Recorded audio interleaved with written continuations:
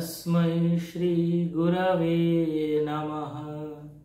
रामकृष्णमहं वन्दे शारदां च सरस्वतीं विवेकन्यासिनं वन्दे नववेदान्तदेशिकम्। शुक्लां ब्रह्मविचारसार परमां आद्यां जगद्व्यापिनीं वीणापुस्तकधारिणीं अभयदां जाड्यान्धकारापहां हस्ते स्फाटिकमालिकां च दधतीं पद्मासने संस्थितां वन्दे तां परमेश्वरीं भगवतीं बुद्धिप्रदां शारदां। मङ्गलां शोभनां शुद्धां निष्कलां परमां कलां विश्वेश्वरीं विश्वमातां चण्डिकां प्रणमाम्यहम्। ओम नमश्चण्डिकायै। श्री श्री भगवतीर अशेष अनुकम्पाय आज आमरा आबार समवेत हয়েছি श्री श्री चण्डी ग्रंथ থেকে पाठ ও आलोचनार उद्देश्य নিয়ে। गत पर्वे आमरा श्रवण करेছি पंचम अध्याय कौशिकी देव्याविर्भाव एवं देवीर संगे दूतेर जे कथोपकथन देवी दूत संवाद সেই অধ্যায় আমরা শ্রবণ করেছি, যেখানেতে চণ্ড এবং মুণ্ড নামক দৈত্য দেবীকে দর্শন করে সেই কাহিনী গিয়ে বলল তাদের রাজা শুম্ভ এবং নিশুম্ভকে যে তারা অপূর্ব সুন্দরী এক দেবী মূর্তিকে দর্শন করেছে এবং সেই দেবী মূর্তিকে আপনারা আপনাদের ভর্তৃ করুন, আপনাদের সহধর্মিনী করুন। সেই প্রস্তাব শুনে তখন শুম্ভ এবং নিশুম্ভ সুগ্রীব নামক তাদের দূত তাকে প্রেরণ করলেন ভগবতীর কাছে। দেবীর সঙ্গে দূতের কথোপকথন হলো। দেবী সেখানেতে দূতকে বললেন যে আমি সমস্ত কিছু জানি, তুমি যা যা বলছো সবই সত্যি, যে শুম্ভ নিশুম্ভের প্রচুর পরাক্রম, প্রচুর শৌর্যবীর্য, কিন্তু আমি অল্প বুদ্ধির বশে একটা প্রতিজ্ঞা করে ফেলেছি যে যে আমাকে যুদ্ধে পরাজিত করতে পারবে, আমার গর্বচূর্ণ করতে পারবে, তাকে আমি প্রতিরূপে গ্রহণ করব। সেই বিখ্যাত শ্লোক योमां जयति संग्रामे योमे दर्पं व्यपोहति योमे प्रतिबलो लोके समयभर्ता भविष्यति। যে আমাকে যুদ্ধে পরাজিত করতে পারবে, আমার দর্প চূর্ণ করতে পারবে, তাকে আমি প্রতিরূপে বরণ করব। এবং তাই আর কথা বাড়িয়ে লাভ নেই, তুমি যাও যে তোমার যে প্রভু শুম্ভ এবং নিশুম্ভ তাদেরকে বলো যে তারা যেন এবার যার ঠিক বিচার করেন তাই করে, যেন যুদ্ধ করতে আসে, সে আমার দর্প চূর্ণ করে, তবেই আমি তাদেরকে প্রতিরূপে গ্রহণ করব, অন্যথায় নয়। এবার আমরা দেখব ষষ্ঠ অধ্যায় ধূম্রলোচন সংহার, যেখানেতে ধূম্রলোচন নামক অসুরকে ভগবতী সংহার করবেন।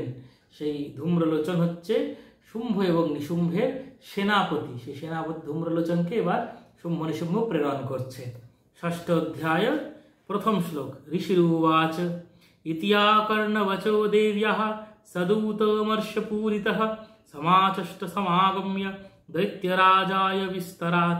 এবার দেবীর কথা শ্রবণ করে ক্রোধান্বিত হয়ে প্রত্যাগমন পূর্বক দৈত্যরাজকে সবিনয়ে সমস্ত কথা সুগ্রীব বলল যে দেবী এইরকম এরকম বলেছে, তার প্রচণ্ড গর্ব অহংকার, সেই অহংকার বশত তিনি বলেছেন যে আপনারা যুদ্ধে তাকে জয় করতে পারলে তবেই তিনি আপনাদের ভর্তৃ হবেন, অথবা অন্যথায় তিনি কোনো কারণে আপনাদের সহধর্মিনী হবেন না। এবার কি বলছে ঋষি? তস্য দূতস্য তদ্বাক্যম আকর্ণ্য সুররাট ততঃ सक्रोध प्राह दैत्यानाम अधिपम धूम्रलोचनम। এবার দূতের মুখে এই কথা অসুর রাজ আকর্ণ্য অসুররাট ততঃ, মানে অসুরের রাজা শ্রবণ করে প্রচণ্ড ক্রুদ্ধ হল। सक्रोध प्राह दैत्यानाम अधिपम धूम्रलोचनम। তিনি তখন তার ধূম্রলোচন নামক যে সেনাপতি তাকে বললেন, কি বললেন? হে ধূম্রলোচনাশু ত্বম स्वसैन्य परिवारितः तामानय बलाद दुष्टाम केशाकर्षण विफलाम। যে হে ধূম্রলোচন आशु माने ताड़ाताड़ी शीघ्र त्वम स्वसैन्य परिवारितः निज सैन्य परिवृत হয়ে যাও। কি করো? তামানয় বলাদ দুষ্টাম কেশাকর্ষণ বিহবলা, ওই দুষ্টাকে কেশের দ্বারা মানে চুলের মুঠি ধরে আকর্ষণ করে তাকে নিয়ে আসো এইখানেতে, তার সমস্ত দর্প চূর্ণ করে দাও। তারপরে বলছে তৎপরিত্রাণদঃ কশ্চিদ যদিবো তিষ্ঠতে অপরঃ সহন্তব্যমরো আপি যক্ষো গন্ধর্ব এব বা। শুধু এইটুকুনি বলেই শুম্ভ ক্ষান্ত হলো না যে দেবীকে চুলের মুঠি ধরে আকর্ষণ করতে করতে নেছে, কি বলে দিল, যদি তাকে বাঁচাবার জন্য দেখো যে তৎপরিত্রাণদঃ কশ্চিদ, যে তাকে পরিত্রাণ করার জন্য যদি অন্য কেউ তোমার সঙ্গে যুদ্ধ করতে আসে, সে যক্ষ হোক, গন্ধর্ব হোক বা দেবতা হোক, যেই হোক, তাকে হন্তব্য সহন্তব্য অমরো আপি, অমর মানে দেবতা, সহন্তব্য অমরো আপি যক্ষ গন্ধর্ব এ বাবা, যে আসবে তাদেরকে বধ করে তুমি সেই দেবীকে নিয়ে আসো কেশাকর্ষণ করে। তারপরে ঋষি বলছেন, ঋষির উবাচ তেনা জ্ঞপ্তস্ততঃ শীঘ্রম সदैत्यो ধূম্রলোচনঃ ভৃতষষ্ঠ্যা সহস্রাণাম অসুরাণাম দ্রুতম যজৌ। এই আদেশ শ্রবণ করে ধূম্রলোচন কি করলেন, 60,000 সৈন্য নিয়ে দেবীর সঙ্গে যুদ্ধ করবার জন্য, দেবীকে এখানে যুদ্ধ করবার মানসে সে যায়নি, কিন্তু সেখানে সে গেছিল দেবীকে বুঝিয়ে বা বল প্রয়োগ করে তাকে নিয়ে আসতে, বেঁধে যেমন করেই হোক, ধরে বেঁধে যেমন করে পারে দেবীকে নিয়ে এসে তার প্রভু শুম্ভর চরণে নিক্ষেপ করাটাই ছিল তার উদ্দেশ্য। এবার দেবী ধূম্রলোচনের প্রতি উক্তি, সদৃष्ट्वा तां ततो देवीं, দেবীর প্রতি ধূম্রলোচনের উক্তি। ধূম্রলোচন দেবীকে কি বলছে, সদৃष्ट्वा तां ततो देवीं तुहीनाचल संस्थितां जगादोच्चै प्रयाहीति মূলম শুম্ভ নিশুম্ভয়। তখন হিমাচলেতে সেই দেবীকে দেখে সে উচ্চৈশ্বরে বলিল যে আপনি শীঘ্র যান শুম্ভ নিশুম্ভের সমীপে, শুম্ভ নিশুম্ভ আপনাকে ডেকে পাঠিয়েছে, আপনি সেখানেতে যান। নচেত প্রীত্যাদ্য ভবতি মদ্ভর্তারমুপৈষ্যতি ততো বলান্যামেষ কেশাকর্ষণ বিহবলাম।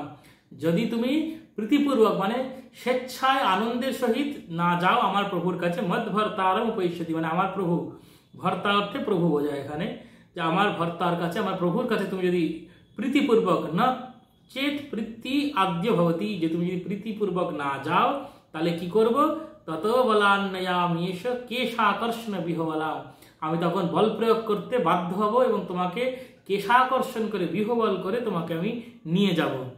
তখন দেব্যু উবাচ, এবার দেবী বলছেন, দেবী কি বলছেন, দৈত্যেশ্বরেণ প্রহিত বলবান বল সংবৃতঃ বলান্নয়সি মামেবং ততঃ কিং তে করোম্যহম। যে বলছে যে তুমি যা ইচ্ছা করতে পারো, তুমি প্রচণ্ড শক্তিশালী এবং এত অসুর পরিবেষ্টিত, তুমি যদি আমাকে এই প্রকার বলপূর্বক লইয়া যাও তবে আমি আর কি করতে পারি। মানে দেবী একটা মনের মধ্যে হাস্যোচ্ছলে তার সঙ্গে, দৈত্যের সঙ্গে একটা কৌতুক করছে, বলছে তোমার এত শক্তি, আমি আর কি বা করতে, মনে মনে দেবীর ভাবনা এটাই যে আমি আর কি করতে পারি, তোকে প্রাণনাশ করে দেবো, তোর বধ করতে পারি, আমি এদের বাইরে আর কি করতে পারি তোকে। তখন ঋষির উবাচ, ঋষি বলছেন, ইত্যুক্ত সোভ্য ধাবত তাম অসুরো ধূম্রলোচনঃ হুঙ্কারেণৈব তং ভস্ম সা চকারাম্বিকা ততঃ। দেবী বললেন আমি আর কি বা করতে পারি, এইরকম বলেছে যখন, তখন ঋষি বলছেন এবার যে এই দেবীর কথা শুনে ধূম্রলোচন প্রচন্ড ক্রধান্বিত হয়ে দেবীর দিকে ধাবমান হয়েছে অস্ত্র শস্ত্র নিয়ে। দেবী কি করলেন, কোনো কথাই বললেন, একটা হুঙ্কার দিলেন, প্রচন্ড তীব্র চিৎকার দিলেন একটা হুঙ্কার ধ্বনিতে, সেই হুঙ্কারে থেকেই অগ্নি নিঃসৃত হয়ে ধূম্রলোচন সঙ্গে সঙ্গে দগ্ধীভূত হয়ে গেল, ভস্মীভূত হয়ে গেল। দেবীকে কোনো অস্ত্র ধরতে না, কিচ্ছু করতে না, তার একটা হুঙ্কারেতে ধূম্রলোচন পুরো জ্বলে ভস্মীভূত হয়ে গেল। अथ क्रुद्धं महासैन्यम् असुराणां तथाम्बिकां ववर्ष सायकैस्तीक्ष्णैस्तथा शक्तिपरश्वधैः। এবার ধূম্রলোচনকে বধ হতে দেখে অন্য সকল সৈন্যরা তারা কি করলো, ক্রুদ্ধ হয়ে দেবীর দিকে নানা রকমের অস্ত্র, তীর, ধনুক থেকে তীর চালাচ্ছে, পরশু, শক্তি অস্ত্র, সমস্ত অস্ত্র দেবীর দিকে নিক্ষেপ করতে লাগলো। তাতে কি হলো, এইরকম দেবীর দিকে অস্ত্র ছুটতে দেখে দেবীর বাহন সিংহ প্রচন্ড কুপিত হলো। সিংহ কুপিত হয়ে কি করলো, ততো ধূত ষটকোপাত কৃত্বা নাদম সুভৈরবম পপাতাসুর সেনায়াম সিংহ দেব্যা সবাহনঃ। এবার সিংহ রেগে গিয়ে কি করলো, অসুরদের মধ্যে সে ঝাঁপিয়ে পড়লো, একদম অসুরের সৈন্যদের মধ্যে দাবাগ্নির মতো সমস্ত রণক্ষেত্রে শত্রু নিধনে দুর্নিবার হয়ে উঠল মহাসিংহ। সিংহের পূজায় তাই বলা হয় বজ্রনখ ধনুষ্পায়ুধায় মহাসিংহায় হুম ফট নমঃ, যে তার বজ্রের মতন নখ এবং দংষ্ট্র মানে দাঁত, এইগুলোই তার আয়ুধ। তার হাতে তো অন্য কোনো অস্ত্র নেই সিংহের, ওই নখ এবং দংষ্ট্র আয়ুধ দিয়েই সে একদম সমস্ত অসুরদেরকে নাশ করতে লাগলো। কি করতে লাগলো সিংহ? কামশ্চিৎকর প্রহারেণ দৈত্যান্যাস্যেন চাপরান আক্রান্ত্যা চা ধরেনান্যান জঘান সমহাসুরান। কোনো কোনো অসুরকে এক থাবা দিয়ে তার মুন্ডু দেহ থেকে আলাদা করে দিল, আবার কোনো কোনো অসুরকে তার অধর মানে ওষ্ঠ অধর মুখ মানে কামড়ে ধরলো, কামড়ে দিয়ে তাকে মেরে ফেললো। এষাঞ্চিত পাটয়ামাস নখৈ কোষ্ঠানি কেশরী তথা তল প্রহারেণ শিরাংসি কৃতবান পৃথক। আবার কিছু কিছু দৈত্যকে নখ দ্বারা বিদীর্ণ করলো, কাউকে করতল দ্বারা আঘাত করে তার মুন্ডচ্ছেদ করে দিল। বিচ্ছিন্ন বাহু শিরসঃ কৃতাস্তেন তথা পরে পপৌচ রুধিরম কোষ্ঠাদ অন্যেষাম ধুত কেশরঃ। কারুর বা হাত কামড়ে ছিঁড়ে নিল, কারুর বা পেটের মধ্যে পেট ফাটিয়ে দিয়ে সেখান থেকে রক্তপান করতে লাগলো। মানে সিংহ যেমন করে পেরেছে সকল অসুরদেরকে একদম বধ করতে লাগলো। ক্ষণেন তদ্বলম সর্বম স্বয়ং নীতং মহাত্মনা তেন কেশরিণা দেব্যা বাহনেনাতিকোপিনা। এবার সেই পরাক্রমশালী সিংহ কি করলো? অত্যন্ত ক্রধান্বিত দেবীর বাহন ক্ষণকালের মধ্যে সেই সমস্ত সৈন্যকে ক্ষয় করে দিল। ক্ষণেন তদ বলম সর্বম, বলম সর্বম মানে সৈন্যবল, সেই তাকে পুরো সিংহ ক্ষয়প্রাপ্ত করে দিল। এবার চণ্ডমুণ্ড এই কথা শ্রবণ করে কি বলছে? শ্রুত্বা তম অসুরম দেব্যা নিহতম ধূম্রলোচনম বলঞ্চক্ষয়িতম কৃৎস্নম দেবী কেশরিণা ততঃ চুকোপদৈত্যাধিপতি শুম্ভ প্রস্ফুরিতাদরঃ আজনাপয়ামাস চ তৌ চণ্ডমুণ্ডৌ মহাসুরৌ। এবার যে অসুররা পালাতে পারলো সিংহরাত থেকে বেঁচে, তারা গিয়ে শুম্ভকে বলল যে দেবী তো ধূম্রলোচনকে শুধু হুঙ্কারেই ভস্ম করে দিল এবং তার বাহন সিংহ বা তার থেকে এক কাঠি উপরে যায়। দেবী আর তাদেরকে মারেনি, সিংহই রণক্ষেত্রে ঝাঁপিয়ে পড়ে সব অসুরকে মেরে ফেলছে। সেই কথা শুনে দৈত্যাধিপতি শুম্ভ একদম রেগে কম্পিত হয়ে কুপিত হয়ে শুম্ভ চণ্ড এবং মুন্ডকে ডেকে পাঠালো। চণ্ডমুণ্ডকে ডেকে পাঠিয়ে কি বলছে? হে চণ্ড হে মুন্ড বলৈর বহুলৈঃ পরিবারিত তত্র গচ্ছত গত্বা চ সা সমানীয়তাম লঘু। যে হে চণ্ড এবং হে মুন্ড, তোমরা প্রচুর সৈন্য সামন্ত নাও, নিয়ে একদম বলৈর বহুলৈঃ পরিবারিত, একদম প্রচুর সৈন্য নিয়ে পরিবেষ্টিত হয়ে সেই দেবীর কাছে যাও। গিয়ে কি করো? কেশেষ্বাকৃষ্যবদ্ভাবা यदि संशयो युधि तदा शेषायुधैः सर्वैर असुरैर्विनिहन्यताम। যে তখন তাকে কেশাকর্ষণ করে বা বেঁধে যেমন করে পারো নিয়ে আসো, তোমাদের সকল প্রকার অস্ত্র, কোনো অস্ত্রে কার্পণ্য করবে না, সমস্ত নানাবিধ অস্ত্র দ্বারা সেই দেবীকে নিহত করো। তদা শেষ আয়ুধৈঃ সর্বৈর আসুরৈর্বিনিহন্যতাম। তোমাদের আয়ুধ সকল অসুরদের যা যা আয়ুধ আছে সমস্ত আয়ুধ প্রয়োগ করবে, হেরে আসবে না। যদি তাকে ধরে আনতে না পারো তাকে বধ করে ফেলো, কিন্তু তাকে এবার পরাজিত করতেই হবে। এতক্ষণ অবধি কিন্তু আমরা দেখবো যে শুম্ভ বারংবার বলছে যে তাকে বেঁধে নিয়ে আসো, কারণ তারা তাকে তাদের গৃহিণী করতে চায়, তাকে বধ করে ফেলাটা তার উদ্দেশ্য নয়। কিন্তু এখন এত কুপিত হয়ে গিয়ে তখন বলছে যদি ধরে আনতে নাই বা পারো তাহলে তাকে বধ করে ফেলো অন্তত। তখন তারপরে বলছে তস্যাম হতায়াম দুষ্টায়াম সিংহে চ বিনিপাতিতে শীঘ্রমাগম্যতাং বধ্বা গৃহীত্বা তাম অথাম্বিকাম। যে তস্যাম হতায়াম দুষ্টায়াম, ওই দুষ্টাকে বধ করো আর সিংহকেও বিনাশ করো। শীঘ্রমাগম্যতাম, এবং শীঘ্র খুব তাড়াতাড়ি যাও, গিয়ে তোমরা ফেরত আসো কিরকম ভাবে? বধ্বা গৃহীত্বা তাম অথাম্বিকাম, এবং অম্বিকাকে বেঁধে আনো। এখানে আমাদের মনে একটা প্রশ্ন আসতে পারে যে একবার বলছে মেরে ফেলো, একবার বলছে বেঁধে আনো, মানে এতটাই রেগে গেছে, রাগের চোটে বলছে ওকে মেরে ফেললেই ভালো হয়, আমার সৈন্যদেরকে মেরেছে, সবাইকে মেরেছে, ওকে বধ করে ফেলো। কিন্তু আবার একটা মন বলছে যদি বধ করে ফেললাম তাহলে তো আর তাকে পাওয়া হলো না, তাই জন্য বলছে শেষেতে আবার বলে দিচ্ছে, একবার বধ করতে বলে লাস্টে বললো কি যে বধ্বা গৃহীত্বা তাম অথাম্বিকাম, যে তাকে বেঁধে নিয়ে আসো, মানে লাস্টে জোরটা দিল সেটার উপরে যে ওকে জীবিত নিয়ে আসো, বধ করে ফেলো না। কিন্তু যদি একান্তই না পারো জীবিত আনতে তখন আর উপায় থাকবে না, তখন বধ করো। কিন্তু মনের অন্তর্নিহিত অভিপ্রায়টা যে দেবীকে যেন জীবিত অবস্থাতে নিয়ে আসা যায়, যাতে তাকে তারা গৃহিণী রূপে গ্রহণ করতে পারে। এটির ক্ষেত্রে একটি আমরা কাহিনী পাই এই শুম্ভ নিশুম্ভের ক্ষেত্রে। এখানে আমাদের ষষ্ঠম অধ্যায় কিন্তু শেষ হলো, কিন্তু আজকে আমাদের পাঠের সময় অনেকটা আছে, সেই কারণে শুম্ভ নিশুম্ভের কাহিনীটা আমরা আগের দিন বলিনি, যেটা অন্য পুরাণেতে বর্ণনা আছে, সেই বর্ণনাটা একটুখানি আজকে বলে দিই যে শুম্ভ নিশুম্ভের যেই কাহিনীটা কি, যে এখানেতে শুম্ভ নিশুম্ভ কেন হঠাৎ করে তাদের জন্য এরকম দেবী আবির্ভূতা হলেন যিনি অজনী সম্ভবা। সেইখানেতে কাহিনী আমরা যদি দেখতে পাই যে দৈত্যকুল সম্ভূত শুম্ভ নিশুম্ভ নামক ভাতৃদ্বয় কঠোর তপস্যার দ্বারা ব্রহ্মাকে প্রসন্ন করিয়া এই বর লাভ করে যে তাহারা এই জগতে পুরুষ মাত্রেরই অবদ্ধ হইবে। অয়োনিজাতু ইয়া কন্যা স্ত্রিয়াঙ্গ কোশ সমুদ্ভবা অজাত পুংস্পর্শরতির অবিলঙ্ঘ্য পরাক্রমা তয়া তুনৌ বধ সংখ্যে তস্যাং কাম বিভূতয়ো।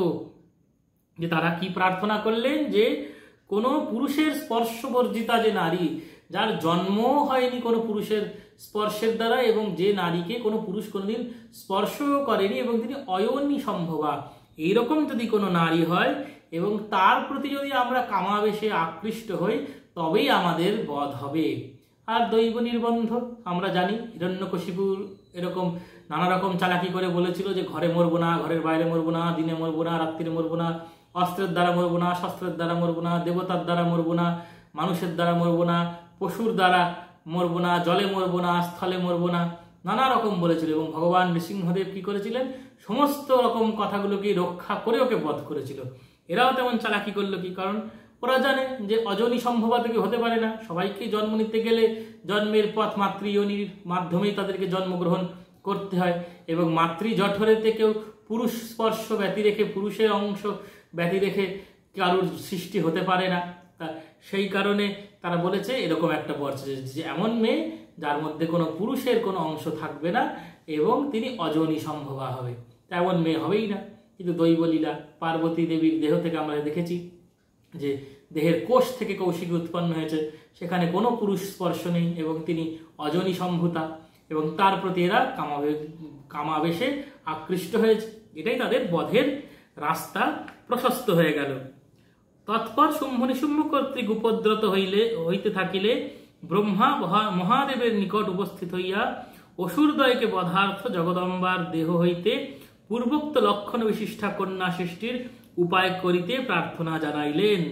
এবং তারপরেই যে পরের যে লীলাটা, যে দেবী স্নান করতে গেল ইত্যাদি মার্কণ্ডেয় পুরাণে আমরা যা কাহিনী পাচ্ছি, সেই কাহিনীর সেখান থেকেই অবতারণা, যে দেবীর আবির্ভাব, সেখান থেকে কৌশিকীর জন্ম, কৌশিকীর প্রতি এরা মোহগ্রস্ত হলো, হয়ে এক এক করে নিজেদের সর্বনাশ ডেকে আনলো।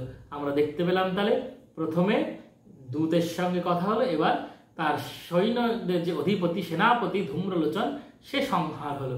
এবার পরবর্তী অধ্যায়ে আমরা দেখব সপ্তম অধ্যায়, সেখানেতে চণ্ডমুণ্ড নামক দৈত্যকে দেবী সংহার করবেন। এই অধ্যায়টি অপূর্ব, এবং এরপরে যে আসতে চলেছে অষ্টম অধ্যায়, সেটি সব থেকে সুন্দর। আমার তো চণ্ডী গ্রন্থের মধ্যে সব থেকে প্রিয় অধ্যায় হচ্ছে অষ্টম অধ্যায়। সেখানে যে যুদ্ধের বর্ণনা, যা ভিভিড ডেসক্রিপশন, মানে পড়লে একবারে যদি অর্থবোধ করে পড়তে পারে, একদম রোমাঞ্চ হয়, পুলক হয়। তা আজকের মতন আমাদের পাঠ এখানেই বিশ্রাম রাখছি। আমরা ষষ্ঠম অধ্যায় সম্পূর্ণ করলাম, একদমই ছোট অধ্যায়, সেই অধ্যায় সম্পূর্ণ হলো। আগামী পর্বে আমরা সপ্তম অধ্যায় চণ্ডমুণ্ড বধ থেকে আরম্ভ করব। সকলে খুব ভালো থাকবেন, আনন্দে থাকবেন। ওম শান্তি শান্তি শান্তি। হরি ওম তৎসৎ। শ্রী শারদার্পণমস্তু।